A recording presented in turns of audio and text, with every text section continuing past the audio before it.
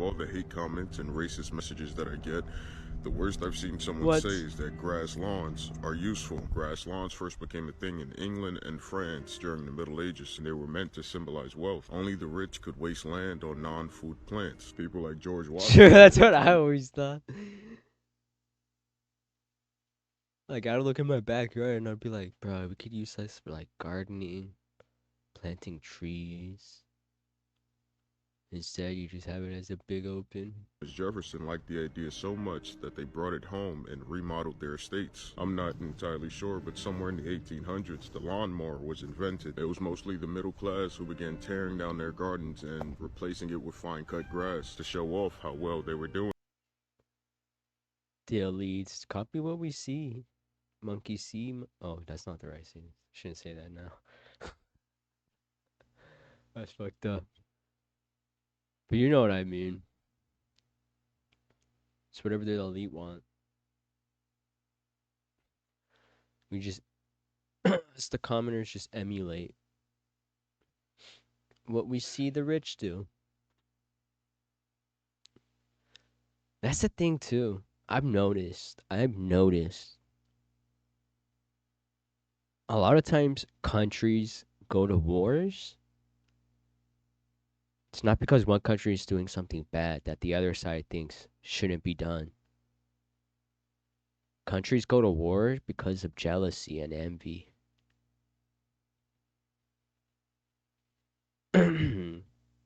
America, for example. You know, considered to be criminals that took over a country that belonged to another country. They literally, yeah, the government changed.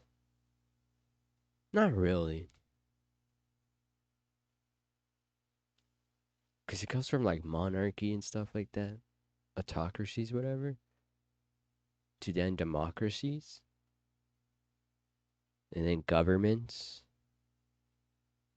Not necessarily empires or kingdoms, but like governments.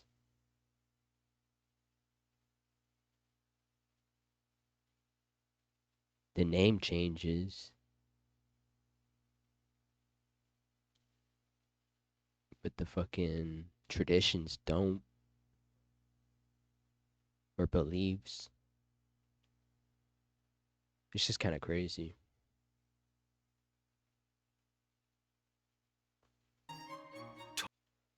That's fucking deep. I'm trying to think right now. It's just kind of a crazy. Yes, democracy is different from all those previous. But it's like a president, right? It's still like a king. I don't know. It's just insane.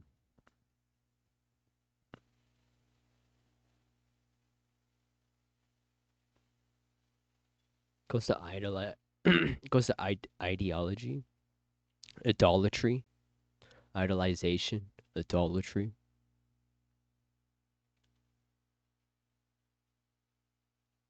Worshipping idols, right? People who we deem superior because of what they have, what they could do.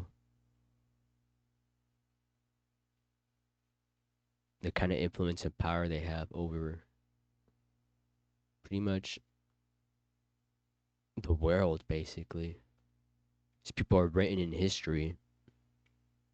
These people are documented in history as affecting the world.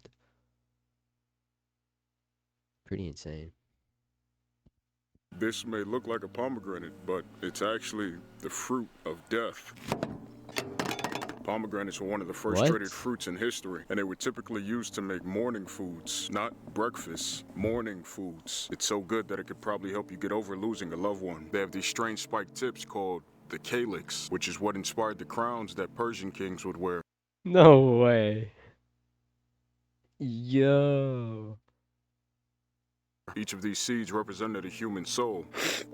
So when a king or warrior would die, instead of offering flowers, you'd offer something like a pomegranate with many seeds. More like when a whole army dies and gets killed. Or like a whole tragedy, right? Where a bunch of people die. This is the way you kind of show the blood spill. That's kind of crazy. Like kind of dark. Who's to say the victors don't drink pomegranate juice? And just say that it symbolizes their their enemies who fell and drinking their spoils from victory of war. Kind of crazy. That's how it got the Latin name pomum granatum, which translates to apple with many seeds. Because back then, the word apple was used to describe almost every fruit, which is pretty insane. This may look Pretty cool facts. What's the hottest thing you ever drink? Hot sauce. All right, look, I got the world's hottest soda. All you gotta do is drink the whole thing without. As a busy mom, I love finding recipes that save me time in the day. And This cork ball isn't just the lid to one of my closed bottles. See where we at? Staples and Stats. This is crazy. This is Put AI. a bubble full of that E&J. Every chamber. Got the Newport lid under the hood. White tea season. Valve right here. Custom. Watch this. Smooth. See where we at? Staples and Stats all day. The Wu-Tang music. I know you're looking bizarre earlier. There you go, sir. Yeah. Oh, if you don't, your dad told you not to smoke? If not, it's cool. Cause I got The you a bag. Zaw sniper? There's the Dr. Pepper This is sniper. from Mike Tyson. Now the This is, Zaw this is Red sniper. Whites. So either or, bro. All right, my bad. Finish your glizzy. How about? I'm biting your mother claw. That had to be scripted. No way. one of the most underrated crops that most people don't even talk about is the ancient sunflower seed. Every sunflower has hundreds of these sunflower seeds. When they first arrived in Europe, they were only really used as a decoration. But at the time, Eastern Europe's supply line was always collapsing because of wars. The First and Second World Wars, the Siege of Leningrad. You couldn't pay me to live in Eastern Europe before the 21st century. But eventually, farmers started planting sunflower fields because the seeds could be pressed into oil when nothing else was available. But sunflower seeds were actually never native to Europe. They originated in the Americas where Native Americans were already using it to make oil. But Spanish I heard sunflower oil is very unhealthy. Would that make sunflowers very unhealthy then? Yo, these pictures are kind of disgusting, B. Don't you know Pictures was a house? We're in Japan trying the famous butter That's pancakes. crazy. This might be the craziest thing I've ever seen. And they have this pancake window with this woman flipping the most perfect looking pancakes, and the pancakes aren't served with syrup. They're just served with a whole stick of butter. I'm kind of speechless. I don't even know what to say. Like, I've never seen anything like this, and I've eaten crazy things all over the world. My stomach is going to be in shambles after this one, but I think it's going to be worth it. Okay. The pancakes themselves could definitely benefit from syrup, but the butter does do a good enough job of holding down the fort here. I see it as a like mockery of American eating culture. Food culture in America. Which honestly, rightfully so. Like, I find it ridiculous here. The food culture in America. It's kind of disgusting. With the mukbang. Nah, that's a... Those started like... Those are really popular in Asian countries, mukbangs. That's where I see a lot of them when I look them up. But like... Because of mukbang? I don't know. American culture just adopted it so quickly. Could be because we're just so used to eating large portions. Those are insane. I wonder how true those are. I'm surprised how many people aren't dropping dead from heart attacks and such. But we do have a lot of fats in our food. Preservatives, of course, sugars. Sugar's the big thing. And the preservatives, of course, and added ingredients. For one, for profit. So product lasts longer on shelves, giving them a better chance of being bought rather than thrown away. It's pretty insane. I want to say restaurants and the food industry kind of taking advantage of mukbangers and internet influencers, food influencers, because a lot of them do buy a lot of shit to review. Where it's like, dude, you can make so much. In my head, I'm thinking you can make so much more videos by reviewing everything separately and giving a thorough review, and then comparisons too if you want and shit. It's just beyond disgusting. They take advantage, bro. They sell big deals, right? Big plates, challenges. This is where challenges come to play. That's always been a thing, man, versus food. That whole TV show, I remember that through my childhood. A predecessor would be what's that one movie called? What was it called? Super Size.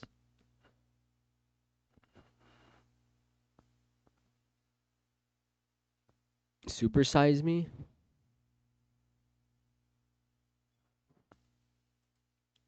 This was a warning, bro. This movie was a warning. I remember we saw it in school. Like, this is how important this movie was. This documentary. Where all he ate was McDonald's. And I want to say I want to say he got super sick. Let's see the story. Dies at 53. Fuck.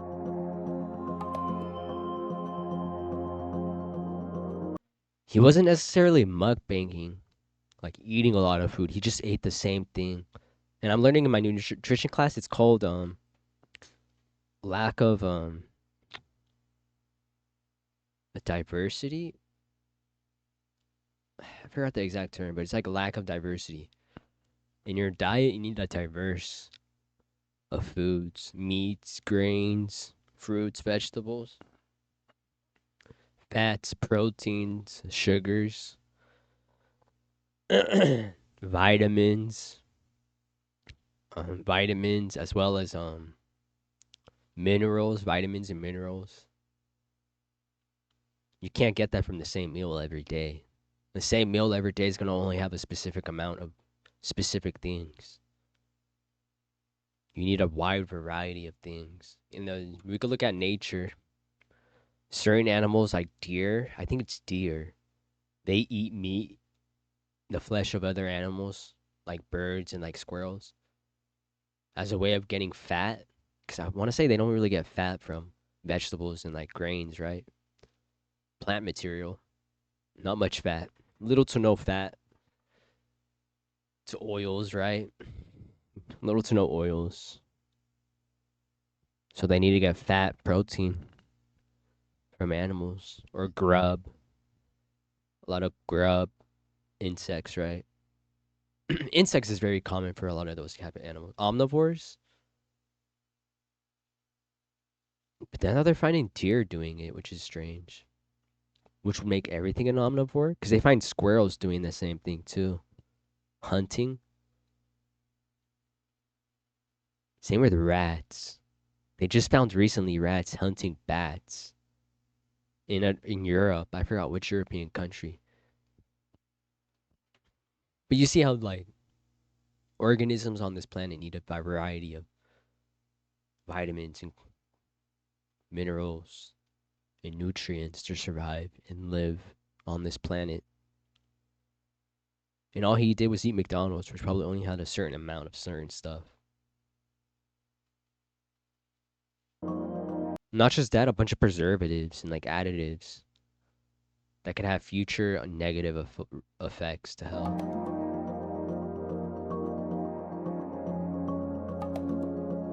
It was only for a month. Obesity epidemic.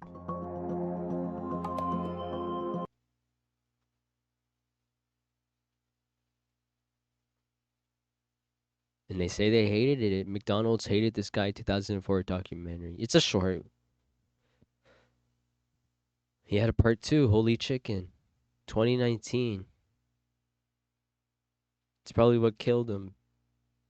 His last documentary. Look at this. It's a trend to eat big. And what crazy is people complaining about portions going down. Good. You freaking people don't even realize we overconsume in this. It's pretty crazy. We overconsume in this country. Overconsume food, tech, everything. Consumerism is American culture. American culture consumes everything else. Pop culture, it's just insane. Consumerism. We have poor people in this country who are fat. Think about that. Who are obese. It's the right terminology. We have homeless people in this country who are obese. I see them a bunch. And yet people complain still about not having enough. Overconsumerism. And this overconsumerism encourages businesses to sell you at higher prices. Because they know you're addicted. You're addicted to consumerism. You have to spend. No matter the price. It's insane. And this is how Great Depressions happen in this country. Overconsumerism. It's a crazy cycle. I'm realizing, is it a cycle?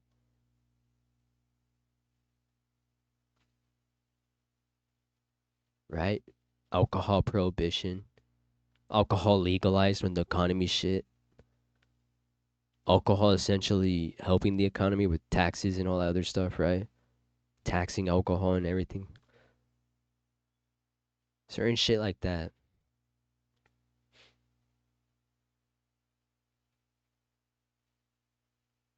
It's just crazy. And then we could just go down to big companies actually running the world and not really governments. Kind of scary to think about. It goes back to Alien. It's kind of being exposed already. All these tech companies, these billionaires, these people buying politicians out. Not just people, these big pharma, to the banks, to what else we can get. We can get to all kinds of fucking things. To Hollywood entertainment in general. Television network, that's a huge monopoly. Television network, that's huge. It's been around for over 100 years, I want to say. ABC, NBC, those are like 100-year-old, like, since the start, since the beginning. And of course, television when it first came out, radio too. It was all used for propaganda, creating a culture, a society. It's all used to create cultures and societies, what people believe.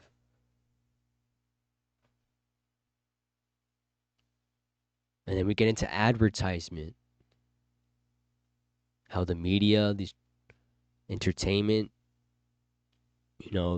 they help out other big businesses and corporations like the food industry with advertisement, ads.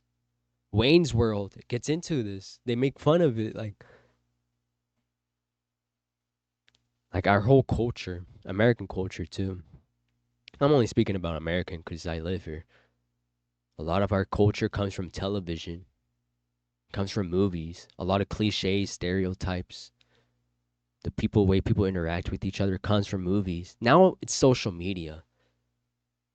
Of course, television and everything's dying out. So it's transitioning to social media, internet. For a long time, it was newspapers, news. Throughout history, it was books. And then religion, because religion was mainly the ones that, like, not really religion, but like, yeah, pretty much religion. Because religions, I want to say, are what helped books become more popular. Language, right? Writing in your language down. books, knowledge in books, and then it eventually comes to education, all that education being written in books and blah, blah, blah, blah, blah. Of course, not everyone could read. So what was the main way people got information from? Like I said, religion, temples, going to the temple, whatever religion, right? A lot of religions have temples. Going to the temple, worshiping, learning who knows what, learning about your town, society, how it's doing, the state of the city, the village, whatever.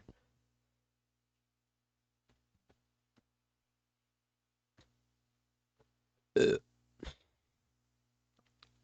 gonna go a rabbit hole. I'm just gonna go down a rabbit hole. But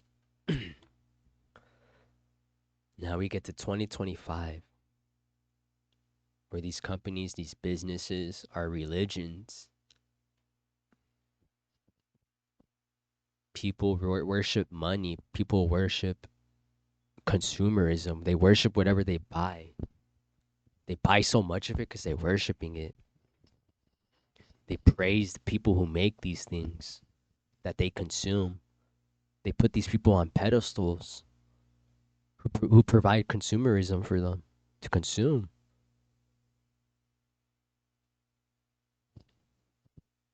Religions. Look at these symbols. M&M. Or McDonald's, I mean M&M. McDonald's, the arches. Probably more recognizable than the cross now. I wouldn't doubt it. Logos and all these other things.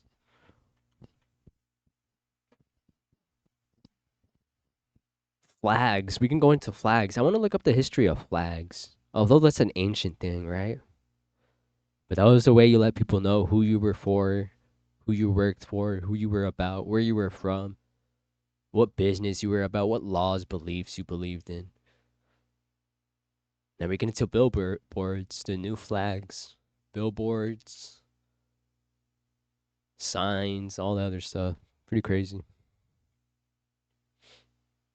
Logos. Ooh. Man, it's freezing out here. Pretty wild. This was a good movie. This dude predicted. He pretty much predicted where this overconsumption of food was gonna lead to in America. Super Size Me. What was his name? Rest in peace.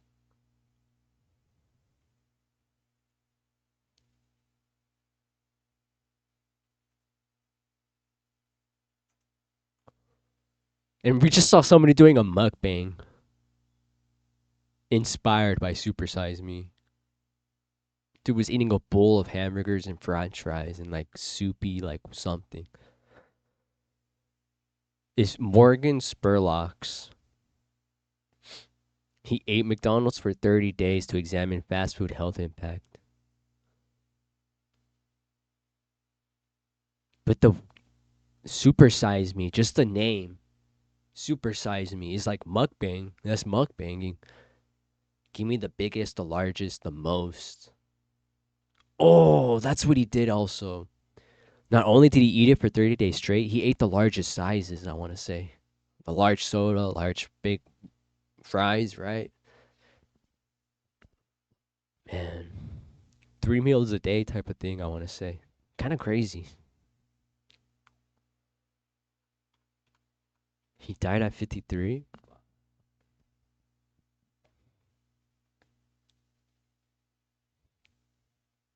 Fasting is important. Eating all that food is going to make your stomach take longer to process. You'll probably end up sleeping with food in your stomach. The majority of people probably do. And sleeping is the best time your body fasts because you're not eating, right? Unless you eat before bed. Something I gotta work on, honestly. Eating before bed.